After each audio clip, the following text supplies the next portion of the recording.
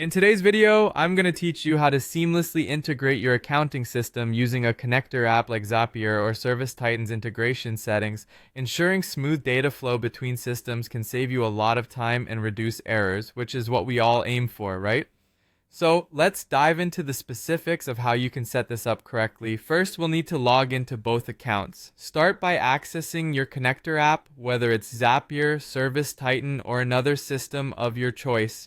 Open your browser and navigate to their respective login pages. Enter your credentials, your username and password to access the dashboards. Logging into both accounts right off the bat helps ensure that there are no hiccups in terms of permissions or access rights as we move forward.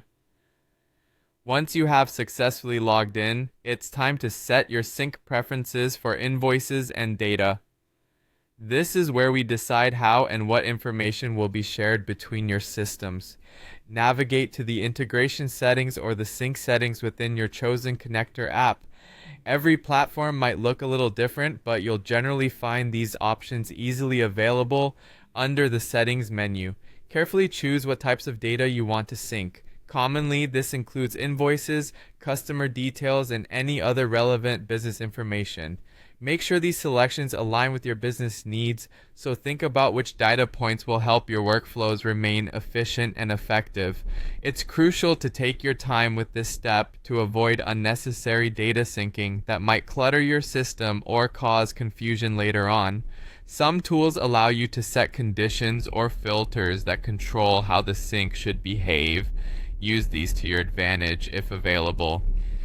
Consider consulting with your team or a technical advisor to ensure you cover all bases before moving on. After configuring your sync preferences, the next step is to test the sync to make sure everything works as expected. In most applications, there will be a test or simulate option. This function is crucial as it allows you to verify that the data you intend to sync is accurately and securely moving between the two systems without any errors or unintended consequences. During this test phase, double-check that all fields are correctly mapped and that there are no discrepancies in the data. Finally, once you're satisfied that everything is functioning as planned, activate the sync. This is typically a straightforward step, usually involving toggling a switch or clicking a button labeled